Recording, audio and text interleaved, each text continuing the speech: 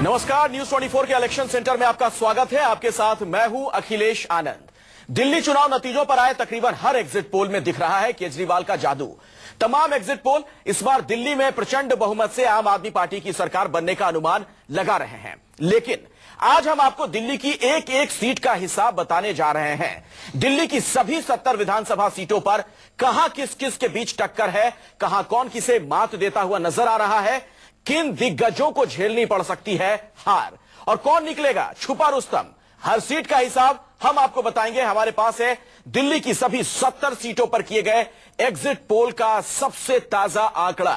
आपको बता दें कि यह exit poll Axis ad print media India limited की ओर से किए गए हैं। एक्सिस एपीएम का यह दावा है, ये सारे आंकड़े दिल्ली में वोटिंग खत्म होने के बाद सभी 70 सीटों पर किए गए सर्वेक्षण के आधार पर जमा किए गए हैं। दिल्ली की सभी 70 सीटों पर एग्जिट पोल का अनुमान आप हमारी टीवी स्क्रीन पर भी देखेंगे। नीचे जो पट्टी चल रही है उस पर आप देखेंगे क्या कुछ इसके नतीजे रहे हैं। हम आपको इसमें दिखाएंगे कि दिल्ली की किस किस सीट से कौन सी पार्टी के जीतने का अनुमान है। तो एक्सिस एपीएम एग्जिट पोल में सबसे पहले अब आपको दिखाते हैं बड़ी बातें क्या रही हैं। तो आपको दिखाएंगे बड़ी बातें क्या है। बड़ी बातों का मतलब यह है कि जो महत्वपूर्ण सीटें हैं वहां पर किस तरह के आंकड़े नजर आ रहे हैं, किस तरह के समीकरण बन सकते हैं, यह एक महत्वपूर्ण बात है। लेकिन इन सब के अलावा आपको बताएं, जो ये एग्जिट पोल है उसमें 48 सीटें मिलती हुई दिख रही हैं आम आदमी पार्टी को। हालांकि इसमें गुंजाइश यह भी है कि 13 सीटें और बढ़ सकती हैं, क्योंकि बताया गया कि इन 13 सीटों पर बहुत ही कड़ी टक्कर है और उसमें आम आदमी पार्टी के जो उम्मीदवार हैं उनका पलड़ा थोड़ा सा भारी है। बातचीत करने के लिए मेरे साथ दो वरिष्ठ पत्रकार मौजूद हैं। उर्मिलेश जी स्टूडियो में मेरे साथ जुड़ चुके हैं, एनके सिंह साहब भी मेरे साथ मौजूद हैं और मेरे साथ प्रदीप गुप्ता भी जुड़ेंगे। आप सीएमडी हैं एक्सिस ग्रुप के, जो ये सर्वे करवाया गया है जिस ग्रुप की तरफ से, उनसे भी हम बातचीत करेंगे। और प्रदीप जी, पहला सवाल आपसे ही है मेरा, ये आंकड़े आपको इतने मतलब क्या हकीकत के करीब नजर आते हैं? क्यों आखिर इस तरह के आंकड़े आपके आए हैं? क्योंकि बीजेपी को सिर्फ आप 9 सीटें दे रहे हैं। अब तक के किसी भी एग्जिट पोल में कम से कम बीजेपी की यह दुर्गति नजर नहीं आ रही है।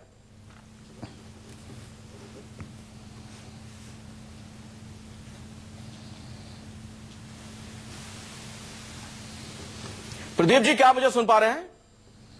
शायद किसी तरह कोई दिक्कत आ गई। एनके सिंह साहब, आपने तमाम एग्जिट पोल देखे, अब इसके जो आंकड़े हैं क्या आपको लगता है कि हकीकत के करीब हैं? अनुमान के आधार पर मैं बात कर रहा हूं आपसे। नहीं, अगर बाईपोलर कंटेस्ट जब हो जाता है, कीनली बाईपोलर में सबसे बड़ी बात यह है कि इसमें हर जो प्रतिशत 1% बढ़ता है तो वो 2n² के फॉर्मूले से बढ़ता है। इसको हम लोग क्यूब लॉ के नाम से जानते हैं। सेफोलॉजी में क्यूब लॉ बहुत फेमस है।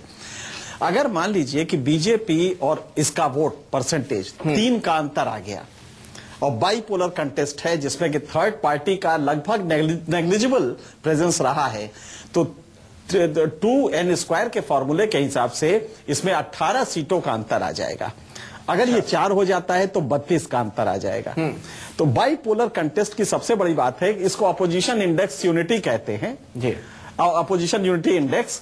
और अगर ये अपोजिशन इंडेक्स, चूंकि अपोजिशन है ही नहीं है, सिंगल पार्टी हो जाती है, तो 2n² के फॉर्मूले के हिसाब से जो कह रहे हैं गुप्ता जी आगे बताएंगे, लेकिन अगर ये डिफरेंस दोनों के बीच में 4%, 6% का है, अब उसमें आता है कि एग्जैक्टली 32 क्यों नहीं होता, थोड़ा कम क्यों होता है? उसके पीछे कॉन्स्टिट्यूएंसी वेरिएंट्स होते हैं। कॉन्स्टिट्यूएंसी का अपना होता है, किसी के एक इंडिविजुअल लीडर के लिए ज्यादा लोग वोट दे रहे हैं जो कि अदरवाइज बाकी जगह नहीं मिल रहा है, तो ये कॉन्स्टिट्यूएंसी वेरिएंट कहते हैं। तो ये 2 चीजें होती है जिसकी वजह से सेफोलॉजी की एनालिसिस होती है। कई बार आप देखते हैं कि एग्जिट पोल में चूंकि वेरिएबल्स को आप सही क्वांटिफाई नहीं कर पाते, इसलिए थोड़ी बहुत गलती होती है। लेकिन बाई एंड लार्ज अगर आप देखें तो होमोजीनियस सोसाइटी अगर है, अगर एक सोसाइटी ऐसी है जिसमें बहुत ज्यादा आइडेंटिटी नहीं है, पहचान समूह नहीं है, तो by and large exit polls जो होते हैं उसके रिजल्ट सही होते हैं। चलिए, मैं आता हूं एनके सिंह साहब आपके पास। अपने दर्शकों को जरा पहले ये दिखा देते हैं, अगर कुछ अहम सीटों की बात की जाए जहां पर कड़ी टक्कर है, अगर वीवीआईपी सीट में उनको कह लूं, वहां पर किस तरह की तस्वीर नजर आ रही है। नई दिल्ली सीट की बात की जाए, यहां पर जो मुकाबला है अरविंद केजरीवाल और नुपुर शर्मा के बीच, इसमें यह माना जा रहा है, करीब करीब तय माना जा रहा है कि अरविंद केजरीवाल जीत रहे हैं और इस एग्जिट पोल के मुताबिक भी अरविंद केजरीवाल जीत रहे हैं। पटपड़गंज की बात की जाए तो यहां पर विनोद कुमार बिन्नी और मनीष सिसोदिया के बीच मुकाबला है और यहां पर मनीष सिसोदिया जीतते हुए नजर आ रहे हैं इस एग्जिट पोल के मुताबिक। मंगोलपुरी की अगर मैं बात कर लूं, यहां पर बीजेपी से सुरजीत कुमार है, राखी बिडलान से उनका मुकाबला है आम आदमी पार्टी की नेता से। यहां पर एक बार फिर से राखी बिडलान बाजी मारती हुई नजर आ रही है। जनकपुरी में जगदीश मुखी के खिलाफ राजेश ऋषि जीतते हुए नजर आ रहे हैं आम आदमी पार्टी के उम्मीदवार। आपको बता दें कि ये इस एग्जिट पोल के आधार पर हम बता रहे हैं, नतीजे 10 तारीख को आएंगे। सोमनाथ भारती एक बार फिर से जीतते हुए नजर आ रहे हैं मालवीय नगर से, योगानंद शास्त्री को हराते हुए दिख रहे हैं। द्वारिका की बात की जाए, यहां पर आदर्श शास्त्री जीत रहे हैं आम आदमी पार्टी के उम्मीदवार प्रद्युमन राजपूत से, जो भारतीय जनता पार्टी के वहां पर उम्मीदवार हैं। तो ये तमाम जो बड़ी सीटें हैं, जो अहम सीटें हैं, उनके बारे में आपको बता रहे हैं। सदर बाजार में देखिए, अजय माकन के लिए अच्छी खबर नहीं है। कांग्रेस के जो चेहरा यहां पर है, सोम दत्त यहां पर निकलते हुए दिख रहे हैं आम आदमी पार्टी के जो उम्मीदवार हैं। बल्ली मारान की बात की जाए, हारून यूसुफ से जीतते हुए नजर आ रहे हैं इमरान हुसैन, आम आदमी पार्टी के नेता। और यह वाकई कांग्रेस के लिए बहुत बड़ा झटका होगा अगर इस तरह के नतीजे आ जाते हैं। उर्मिलेश जी, आपसे मैं यह जानना चाहूंगा, बीजेपी के खाते में अगर सिर्फ 9 सीटें जाती हुई नजर आ रही हैं इस एग्जिट पोल के मुताबिक, क्या कहेंगे आप? नहीं, देखिए, एनके सिंह ने जो एक अर्थमेटिक बताया उसका, वो बहुत टेक्निकली बहुत महत्वपूर्ण है और साइकोलॉजी में उन चीजों का वो एक चीजें फैक्टर हैं।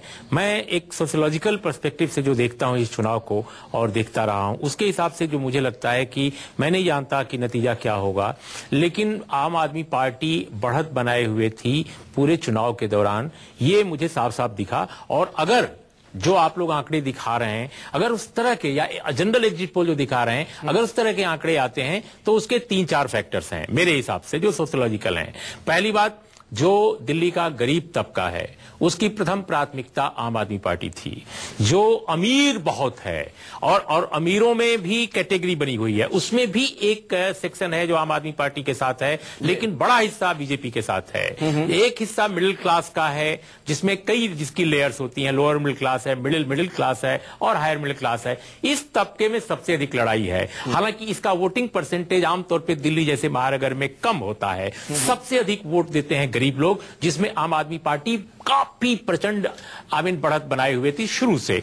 उसमें कई कारण उसके रहे कि इसमें किरण बेदी का आना भी रहा। आदरणीय नरेंद्र मोदी जी की सरकार जो है उसका 8 महीने में कथनी और करनी का भारी फर्क होता दिखा। और आखिरी दिनों में उर्मिलेश जी, जब अमित शाह ने यह कह दिया ब्लैक मनी वाली बात पर 15 लाख जुमला उसे कह दिया। जी हाँ, और शायद ये बात भी जनता को नागवार गुजरी। और दूसरी बात की देखिए, कुछ ऐसे फैसले हुए कई बार सरकार में, 1 या 2, केवल इस सरकार की बात नहीं कर रहा हूं, अतीत की सरकारों को भी देख लिए।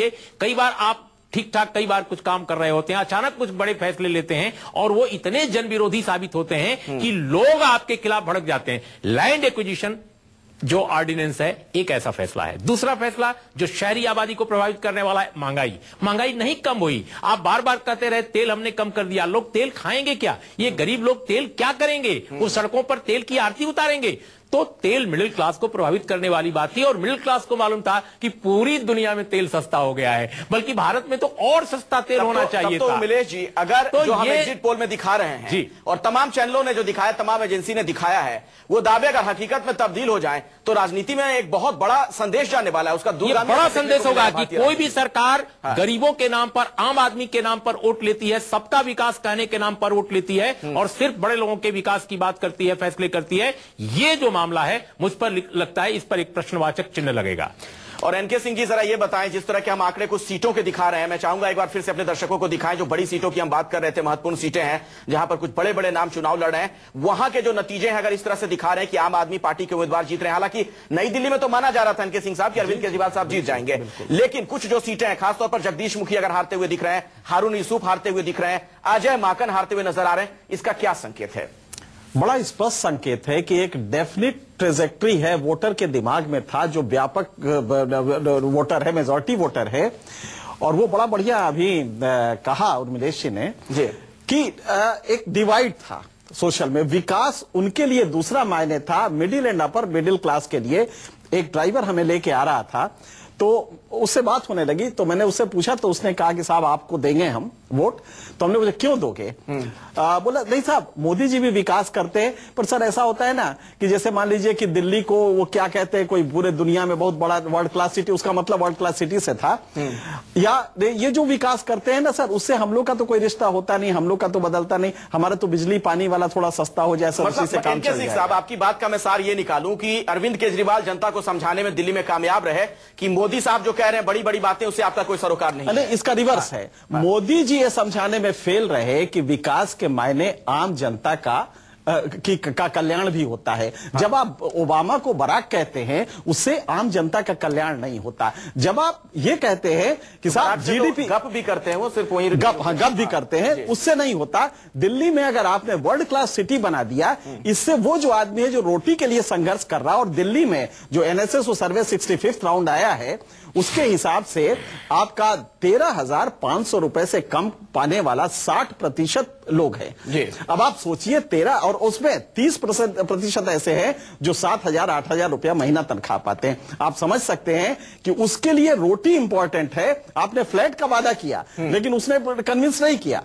अगर आप ये कहते कि हम आलू का भाव कम कर देंगे, कल से पुलिस वाला पैसे नहीं लेगा ऑटो से, तो जो विकास का नया मॉडल है, और अरविंद इसको चूंकि जुझारू है और सिस्टम को चैलेंज करते हैं, वो मतलब दिल्ली में सर केजरीवाल मॉडल चल गया, ये आप कहना चाह रहे हैं? दिल्ली में नहीं, पूरे दुनिया में आप देखेंगे कि आने वाले दिनों में हिंदुस्तान का पॉलिटिकल डिस्कोर्स बदलने जा रहा है। मैं आऊंगा सर आपके पास दोबारा। मेरे साथ प्रदीप गुप्ता जुड़ गए, आप सीएमडी हैं एक्सिस सर्वे ग्रुप के, जिन्होंने ये सर्वे किया है। प्रदीप जी, किस तरह से आखिर आप लोगों ने ये सर्वे किया है, क्या सैंपल साइज था? मैं चाहूंगा थोड़ी जानकारी आप डिटेल में दें हमारे दर्शकों को, चूंकि इसमें एक आंकड़ा बहुत चौंकाता है, बीजेपी को सिर्फ आप 9 सीटें दे रहे हैं। जी मेरा आवाज जी, हेलो। हाँ प्रदीप जी, क्या मुझे सुन पा रहे हैं? Hello hello. जी जी बोले, हम आपको सुन पा रहे हैं सर। मेरी आवाज आ रही है क्या आप तक?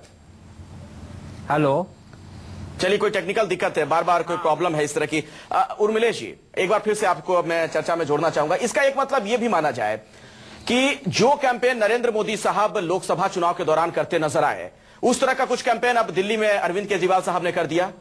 हाँ, क्योंकि वहां मोदी अपनी बात करते थे, नेगेटिव कैंपेन नहीं करते थे। यहां पर दिल्ली में बीजेपी ज्यादातर नेगेटिव कैंपेन करती नजर आई, और अरविंद केजरीवाल अपनी बात करते थे। बिल्कुल आप सही कह रहे हैं। हाँ। और उसके साथ एक और लेकिन फर्क था उस चुनाव इस चुनाव में, कि देखिए उस चुनाव में जो आम जनता थी वो यूपीए 2 के कुशासन से बहुत दुखी थी, बहुत परेशान थी।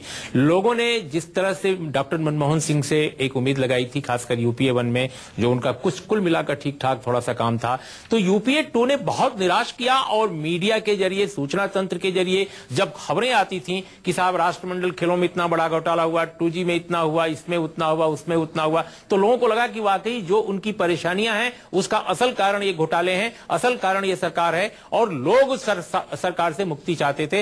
वो जो क्षेत्रीय दल थे वो बिखरे हुए थे, कोई इस तरह का गठबंधन नहीं था जो पहले यूनाइटेड फ्रंट जैसा होता था, नेशनल मोर्चा जैसा होता था, और लालू, मुलायम जी या और जो लोग थे, इन लोगों से भी लोगों को बहुत आशाएं नहीं थी। तो ऐसे में लोगों को लगा कि नरेंद्र मोदी नाम का यह व्यक्ति, जो गुजरात नाम के सूबे का मुख्यमंत्री है, जो इस दुनिया में एक चमकता हुआ इलाका बन गया है, लोगों, अच्छा गुजरात को जिन्होंने नहीं देखा उनको भी मीडिया के जरिए मालूम हो गया कि गुजरात में ऐसा विकास हुआ है जैसा विकास कैलिफोर्निया में भी, न्यूयॉर्क में भी नहीं हुआ है। तो ये जो एक चमक दमक गुजरात मॉडल की थी, उससे लोग बहुत प्रभावित हुए, गरीब लोग, और उनको लगा कि अमीर तो दे ही रहे थे वोट उनको, लेकिन गरीबों ने भी इसलिए वोट दिया। इस बार क्या हुआ कि वो मामला था नहीं, इस बार था कि भैया दिल्ली में सरकार बनानी है। दिल्ली में 8 महीने से लोगों ने देख लिया था। उर्मिलेश जी, आपके विश्लेषण को एक बार फिर से मैं सुनूंगा, दर्शकों तक हम पहुंचाएंगे, लेकिन एक ब्रेक के लिए मैं रुकना पड़ेगा। अपने दर्शकों को यह भी मैं बता दूं, कुछ और भी चौंकाने वाले आंकड़े हैं। अगर मैं इस एग्जिट पोल की बात करूं तो वो भी आपको दिखाएंगे, लेकिन हर किसी को अभी भी 10 तारीख का इंतजार है, चूंकि एग्जिट पोल है, नतीजे नहीं है।